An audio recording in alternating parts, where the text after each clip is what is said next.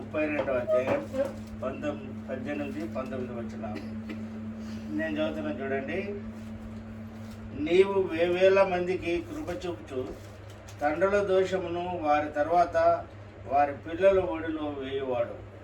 ఆలోచన విషయంలో నీవే గొప్పవాడు, క్రియలు జరిగించే విషయంలో శక్తి సంపన్నుడు.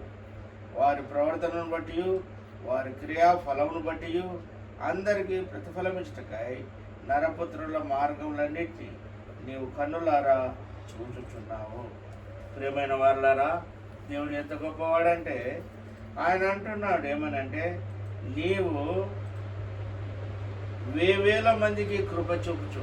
దేవుడు అనేకుల పక్షాన వేవేల మంది అంటే ఒకరు కాదు ఇద్దరు కాదు, వేవేల మందికి కృపను చూపుచు తండ్రుల దోషమును వారి తర్వాత వారి పిల్లల ఒడిలో వేయవాడు.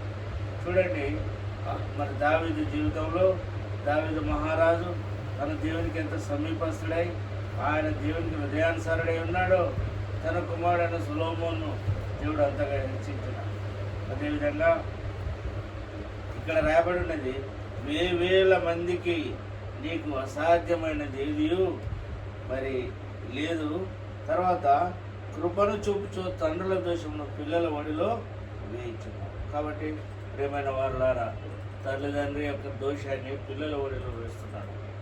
అయితే ఆ పిల్లల ఒడిలో వేసేది ఏంటి అంటే, తల్లిదండ్రి ఎంత యోగ్యులుగా ఉన్నారో, ఎంత ప్రేమ కలిగి ఉన్నారో, ఎంత ప్రభుతో సమాధానంగా లేక సమీపంగా ఉన్నారో వారిని బట్టి మరి దేవుడు వారి ఒడిలో వేసేవాడుగా ఉన్నాడు. తర్వాత ఏమంటాడు, ఆలోచన విషయంలో నీవే గొప్పవాడు. ప్రభు యొక్క ఆలోచనలు ఎంత గొప్పవి, ఎంత రమ్యమైనవి అంటే, నా జీవితంలో, నా కుటుంబ జీవితంలో, నా పిల్లల జీవితంలో ప్రభు ఎన్నో గొప్ప కార్యాలు చేసినాడు. నేను మరి చిన్నతనం నుండి పిల్లలను మరి చదివించుకుంటూ ఉద్యోగం చేస్తూ దేవుని సేవ చేస్తూ ఉండేవాడు. అయితే ఆయన ఏమంటున్నాడంటే, ఆలోచన విషయంలో ప్రభువు ఏం చేస్తున్నాడంట, నీవే గొప్పవాడు, క్రియలు జరిగించే విషయంలో శక్తి సంపన్నుడు. క్రియలు జరిగించడంటే ఒక్కొక్కరు, ఇప్పుడు నాకు 4 కుమార్తెలు అయితే 4 ఉద్యోగస్తులు, 4 ఉద్యోగస్తులు. తర్వాత ఏమంటున్నాడు, వారి ప్రవర్తనను బట్టి వారి క్రియాఫలమును బట్టి. చూసారా, ఇక్కడ చాలా జాగ్రత్తగా వెళ్ళాలి. వారి ప్రవర్తన, వారి క్రియాఫలాలు ఇవన్నీ దేవుని యొక్క లెక్కలోనికి వస్తాయి. దేవుడు లెక్కలోనే తీసుకుంటాడు.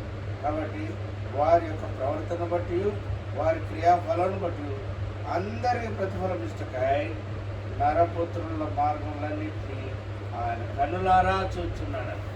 ఎవరు? దేవుడు కన్నులారా చూచున్నాడు. ఆయన కళ్ళు మూసుకునే దేవుడు కాదు. ఆయన ప్రతిదాన్ని ఎంతో తీక్షణంగా మనము మరి కీర్తనలు, దావీదు కీర్తనలు 11వ అధ్యాయం చూసినట్లయితే ఒక మాట చూద్దాం. చూడండి దయచేసి, కీర్తనలు 11వ అధ్యాయం మనకు చాలా పరిచయం ఉన్న అధ్యాయం. చూడండి, అక్కడ ఏమున్నదంటే కీర్తనలు 11వ అధ్యాయం 3వ వచనం 11:3 పునాదులు పాడైపోగా నీతిమంతులు ఏమి చేయగలరు? యెహోవా తన పరిశుద్ధాలయంలో ఉన్నాడు. యెహోవా సింహాసనం ఆకాశమందున్నది. ఆయన నరులను కనులారా చూస్తున్నాడు. ఆయన కనుదృష్టి చేత ఆయన వారిని పరిశీలించున్నాడు. ఆయన కనుదృష్టి మనం పరిశీలనగా చూస్తున్నట్ట. మనం నడిచే నడక, మనం పడుకునే విధానము, మనం ఉండే విధానము, కూర్చుండే విధానం, ఏం చేస్తున్నామో ఆయన పరిశీలనగా చూస్తున్నాడు. తర్వాత ఇంకేమంటున్నాడు చూడండి, యెహోవా నీతిమంతులను పరిశీలించును అంటారు. కాబట్టి మనం 3వ వచనం చూసినట్లయితే, పునాదులు పాడైపోగా, ఇదే తల్లిదండ్రి యొక్క పునాది అయితే పిల్లలు దాని యొక్క కట్టడం ఏంటి. కాబట్టి పునాదులు పాడైపోగా నీతిమంతులు ఏం చేస్తారు అంటే, నీతిమంతులైన మరి అబ్రహాము సొదొమ గొమొర్రాల గురించి ప్రార్థన చేసినాడు, దాని యొక్క క్షేమం కొరకు ప్రార్థన చేసినాడు. అదేవిధంగా నిర్గమకాండం 32వ అధ్యాయంలో మోషే ప్రార్థన చేసినాడు, ప్రభువా నీ ప్రజలైన వారు తప్పిపోయినారు, దయతో వారిని క్షమించు, వారి మీద ఏ శిక్షావిధి చేయక వారిని ఖాయమని అంటాడు. ఒకవేళ వారిని కాయనన్న కాయ, వారి పాపాలు క్షమించనని క్షమించు, లేకుంటే నా పేరును నీ జీవ గ్రంథంలో నుండి తొలగించు అంటున్నాడు. తర్వాత మూడో వ్యక్తిగా చూసినట్లయితే అబ్రహామును చూసినాం. మరి అబ్రహాము 19వ అధ్యాయంలో చూస్తున్నాం. తర్వాత ఇది మరి ఎవరి గురించి 32వ అధ్యాయం నిర్మాకాండంలో చూసినాం. మూడోదిగా చూసినట్లయితే అపొస్తలుడైన పౌలు కూడా అంటున్నాడు 9వ అధ్యాయంలో ఏమంటాడంటే, నా దేహ సంబంధులైన ప్రియుల కొరకు నేను శాపగ్రస్తులను కాదలుచుకున్నాను. చూడండి, తన యొక్క ప్రియుల కొరకు, తన యొక్క బంధుమిత్రుల కొరకు, తన పిల్లల కొరకు, తన యొక్క మరి వారి కొరకు ఈ ముగ్గురు యొక్క త్యాగఫలం. ఎందుకు? నేను వాక్యాలు ఉన్నది కదా, పునాదులే పాడైపోతే మరి నీతిమంతులైన వారు ఏం చేయాలి? దేవుని వాక్యంలో పునాదులు ఏమున్నాయి తెలుసా? 3 పునాదులు. ఒకటి రాజు పునాది, రెండవది ప్రవక్త పునాది, మూడవదిగా మరి ప్రవక్త తర్వాత ఇంకెవరు? రాజు పునాది, ఇంకోటి యాజకుడు. వీళ్ళు ముగ్గురు పునాదులు అంటున్నారు. ఈ పునాదులు పాడైపోయినాయి. మన 32వ అధ్యాయంలో పునాదిగా ఉన్న అహరోను పాడైపోయినాడు. తర్వాత రాజుగా ఉన్న సౌలు పాడైపోయినాడు. తర్వాత మూడవదిగా ప్రవక్తగా ఉన్న యోనా కూడా పాడైపోయినాడు. అయితే పునాదులు పాడైపోతే నీతిమంతులైన వారు ఏం చేయాలి అంటే వాళ్ళు ప్రార్థన చేయాలి. అబ్రహాం ప్రార్థన, దావీదు ప్రార్థన, మరి అపొస్తలుడైన పౌలు ప్రార్థన. కాబట్టి ప్రియులారా, దేవుడు ఆయన పైనుండి ఆకాశం అందుండి, నేను చూడండి, యెహోవా తన పరిశుద్ధాలయంలో ఉన్నాడు. యెహోవా సింహాసనం ఆకాశం అందున్నది. గుర్తుపెట్టుకోండి, ఆయనకు కనబడని దృశ్యమేదీ లేదు. ఆయన సమస్తం చూస్తున్నాడు. కాబట్టి ఆయన సింహాసనం ఆకాశం అందున్నది. ఆయన నరులను కన్నులారా చూస్తున్నాడు. నీ యొక్క కదలిక, నీ యొక్క ప్రార్థన, నీ యొక్క భయభక్తులు, నీకున్న ప్రతిదాన్ని ఆయన చూస్తున్నాడు. తర్వాత ఇంకేమంటున్నాడు? ఆయన కనుదృష్టి చేత వారిని పరిశీలించుతున్నాడు. కాబట్టి ప్రియులారా, ఆ విషయాన్ని మనం గమనించాలి. అందుకే దేవుని వాక్యం ఇర్మియా గ్రంథంలో 32వ అధ్యాయం 18-19 వచనాలలో ఏమంటున్నాడంటే, వినరా, నీవు వేవేల మందికి కృపను చూపుతున్నావు. ఆయనకు సమీపంగా ఉన్న వారి పట్ల ఆయన కృప చూపించే దేవుడు అంటున్నాడు. తర్వాత ఇంకేమంటాడు? తండ్రుల దోషమును వారి తర్వాత వారి పిల్లల ఒడిలో వేయవాడు. తండ్రులు చేసే అక్రమ జీవితం కదా, తండ్రులు చేసే అక్రమ జీవితం. ఇప్పుడు దావీదు మంచి జీవితం జీవించాడు. తన కుమారుడైన సొలొమోను రాజుగా మరి స్థిరపరచబడ్డాడు. అదే మరి సొలొమోను చేసిన తప్పిదం గురించి తన కుమారులున్న రెహబాము తర్వాత తన సంతతి నష్టపోయినట్లుగా చూస్తున్నాడు. పిల్లల ఒడిలో వేస్తాను అంటున్నాడు. తర్వాత ఇక్కడ ఇంకేమంటున్నాడు చూడండి, క్రియలు జరిగించే విషయంలో శక్తి సంపన్నుడము, ఆలోచన విషయంలో నీవే గొప్పవాడు. 19 వచ్చిన 32-19 చెప్తారు ఇర్మియా గ్రంథం.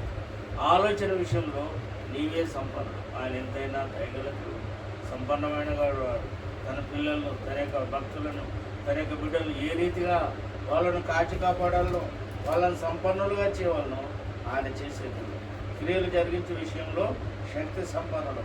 వారి ప్రవర్తనలను బట్టి, వారి క్రియలను బట్టి అందరికీ ప్రతిఫలం ఇచ్చుటకై నరపుత్రుల మార్గములన్నింటినీ నీవు కనులారా చూచు.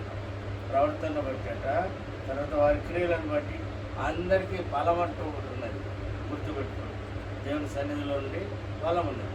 కాబట్టి ఆ ఫలం కొరకు ఎదుర్చుట. ఆయన అంటాడు, నేను ప్రతి వారికి ఫలం ఇష్టకు నా యొద్ద ఉన్నది. 22వ అధ్యాయం ప్రకటన గ్రంథం మరి 24వ వచనం అనుకుంటారు. అక్కడ అంటాడు, జీతము నా వద్ద ఉన్నది అంటున్నాడు. వారి క్రియలను బట్టి ఫలం ఇష్టకు జీతము నా యొద్ద ఉన్నది అంటున్నాడు.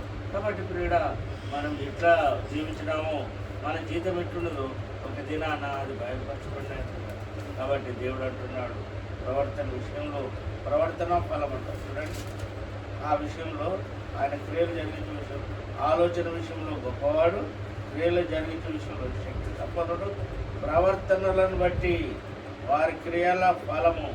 చూసారా, మన ప్రవర్తన, మన నడక ప్రభుకి ఎంత సమీపంగా, ప్రభు సన్నిధిలో మనం ఎట్లా జీవిస్తున్నాం, ప్రభువుకు మనం యోగ్యంగా ఎట్లుంటున్నాం, ప్రభువుకు మన యొక్క హృదయాలు, మనము ప్రభుతో సమ్మిళితమై ఉదయ సాయంకాలాలు ఆయనతో ఎట్లా మాట్లాడుతున్నాం, ఆయన వాటి ఆయన ఎంతో సంతోషిస్తున్నాం. కాబట్టి ఈ కృతి మాటలు ప్రభు మనకు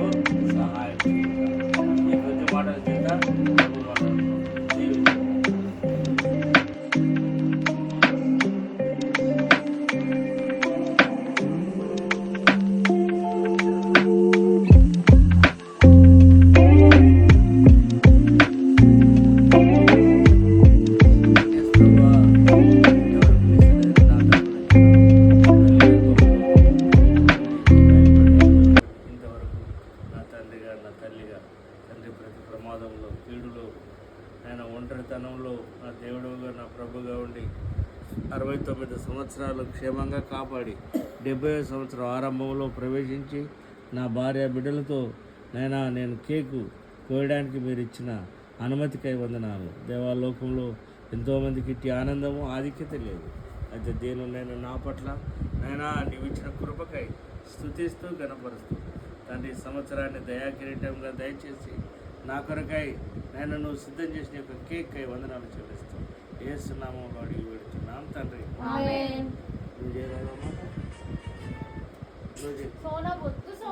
దేవా యేసుక్రీస్తు ప్రభువా, నీకు స్తోత్రాలు నాయన. నువ్వు ఇచ్చిన లేఖన సత్యాలను బట్టి నీకు స్తోత్రాలు. మరి నాయన తండ్రుల దోషంను పిల్లల మీదకి వేయుదును అన్నావు దేవా. మరి అంతేగా తండ్రి, పునాదులు పాడైపోగా నీతిమంతులు ఏం చేయగలరు? అవును ప్రభా. మరి నా దేవ, మరి అబ్రహాంను, మరి యాజకుని ప్రభా, అంతేకాకుండా ప్రవక్తను మీరు చూపించినందుల కొరకై నీకు స్తోత్రాలు తండ్రి. మరి యొక్క సమయంలో నీ దాసుని కూడా 69 సంవత్సరాలు కాచి కాపాడి ప్రభా, మరి 70వ సంవత్సరంలో మీరు ప్రవేశపెట్టిన విధానం కొరకై నీకు స్తోత్రాలు. మరి తండ్రి ఈ సంవత్సరం అంతటి కొరకై తను సిద్ధపరచండి. నీ పరిచర్య కొరకు